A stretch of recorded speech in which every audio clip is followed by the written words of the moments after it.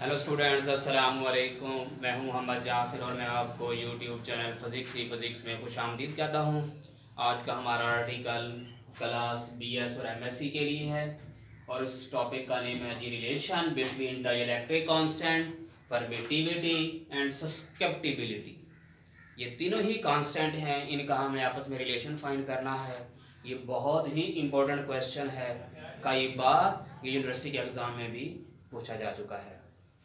तो जो students, article है the relation between dielectric constant. हालांकि आप डाइलेक्ट्रिक कांस्टेंट के बारे में सेकंड ईयर में भी पढ़ चुके हैं। यहाँ पर डाइलेक्ट्रिक कांस्टेंट को के ई से रिप्रेजेंट किया गया है। वैसे भी हम डाइलेक्ट्रिक कांस्टेंट को ओहम लॉ में भी कूलम्ब लॉ में भी हम के से रिप्रेजेंट करते हैं। यहाँ पर ई से मुराद इलेक्ट्रिक है। और इसके साथ है परमिटिविटी को यहाँ पर एप्सिलॉन नॉट से रिप्रेजेंट किया गया है। सस्केप्टिबिलिटी थर्ड कांस्टेंट है, इसको यहाँ पर एक्स से रिप्रेजेंट किया गया। इसका हमने आपस में रिलेशन फाइंड करना है।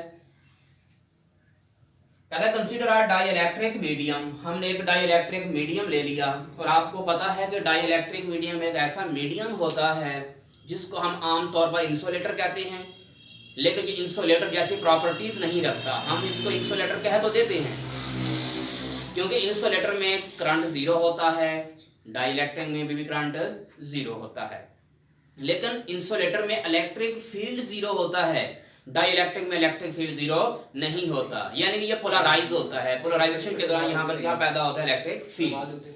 तो हमने यहाँ पर एक डाइलेक्ट्रिक मीडियम का इस्तेमाल किया है, हैविंग डाइलेक्ट्रिक कांस्टेंट, जिसका डाइलेक्ट्रिक कांस्टेंट क्या है? के ई। इसको प्लेस कर दिया, रख दिया किसमें? एक्सटर्नल मैग्नेट इलेक्ट्रिक फील्ड में। इलेक्ट्रिक फील्ड के अंदर किसको रख दिया गया?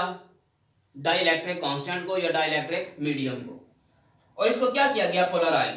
कहता है कि the polarisation is directly proportional to electric field. Electric field जितना ज्यादा होगा, पोलराइजेशन उतनी ज्यादा होगी। कैसे? हम इसको यूं अंडरस्टैंड कर सकते हैं।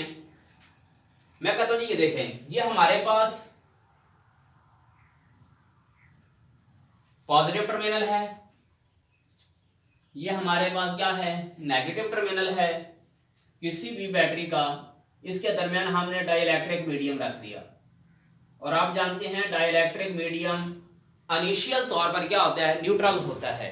जैसे ही हम इसको पोटेंशियल सप्लाई करते हैं तो इसके अंदर पाए जाने वाले जो चार्जेस हैं वो क्या हो जाते हैं? सेपरेट हो जाते हैं। एक तरफ नेगेटिव चार्जेस आ जाती हैं और एक तरफ क्या आ जाते हैं जी? Positive charge. एक इलेक्ट्रिक फील्ड एक्सटर्नल फील्ड से पैदा हो रहा था, जिसको आप क्या कह दें? E1 कह दें, और एक को कह दें आप E2, जो इंटरनल चार्जेस के सेपरेशन के दौरान पैदा हुआ। अब इसलिए हमने यही बात की है कि पोलराइजेशन क्या है? डायरेक्टली प्रोपोर्शनल है किसके? इलेक्ट्रिक फील्ड के। इलेक्ट्रिक फील्ड को बढ़ाते जाएंगे, पोलराइजेशन क्या होती जाएगी? बढ़ती जाएगी। इसको आप यूं राइट कर सकते हैं, polarisation is directly proportional to electric field. इस प्रोपोर्शनैलिटी साइन को खत्म करके हमने यहां पर ले दिया x, और x क्या है हमारे पास? सस्केप्टिबिलिटी कांस्टेंट है किसका? मीडियम का। इसके बाद क्या हुआ? The displacement vector generated in dielectric due to polarisation. यहां पर हमारे पास एक डिस्प्लेसमेंट वेक्टर जनरेट होता है, किसकी वजह से? पोलराइजेशन की वजह से। वो डिस्प्लेसमेंट वेक्टर किसके इक्वल होता है? ये होता है जी epsilon naught E. Epsilon naught क्या है हमारे पास? Permittivity constant. ई क्या है? ये इलेक्ट्रिक फील्ड, प्लस पी क्या है हमारे पास? पोलराइजेशन। यानी कि ये इन दो वैल्यूज के सम के क्या होता है? बराबर होता है। इसको कहते हैं डिस्प्लेसमेंट वेक्टर। अब देखिए, यहां पर हम पोलराइजेशन की वैल्यू पुट कर देते हैं। पोलराइजेशन की वैल्यू क्या है? एक्स ई। यहां पर हमने वैल्यू पुट कर दी एक्स ई। इन दोनों में से कॉमन क्या है? इलेक्ट्रिक फील्ड कॉमन है। इलेक्ट्रिक फील्ड को हमने क्या ले लिया? यहां पर कॉमन ले लिया। बाकी वैल्यू क्या बच गई? E naught plus X. E naught क्या है? परमिटिविटी। एक्स क्या है? सस्केप्टिबिलिटी। इनको हमने मजमूई तौर पर एप्सिलॉन के बराबर रख लिया। यानी कि ये भी कांस्टेंट है, इन दोनों कांस्टेंट का सम भी किसी एक कांस्टेंट के बराबर है, जिसको हमने यहां पर एप्सिलॉन कह दिया है। अब वो कहता है कि एप्सिलॉन को हमने किसके बराबर रख दिया है? Epsilon naught plus susceptibility. क्योंकि अब देखो इनका आपस में क्या आ गया जी? रिलेशन आ गया। अब इसमें से हम क्या कर लेते हैं? एप्सिलॉन नॉट को कॉमन ले लेते हैं। इसको अगर मैंने यहां से कॉमन लिया तो ये बन गया हमारे पास एप्सिलॉन नॉट, यहां पर मल्टीप्लाई हो रहा था, अगर क्या हो गया डिवाइड। इसको मैं डायरेक्ट यहां पर ले आता हूं, तो ये हमारे पास जो एप्सिलॉन ओवर एप्सिलॉन नॉट है ये हमारे पास आ जाएगा डाइलेक्ट्रिक कांस्टेंट के बराबर, जिसको हम के ई से रिप्रेजेंट करते हैं। बाकी पहले ये बच गई 1 + x अपॉन एप्सिलॉन नॉट, इसको आप क्या कह सकते हैं डाइलेक्ट्रिक कांस्टेंट।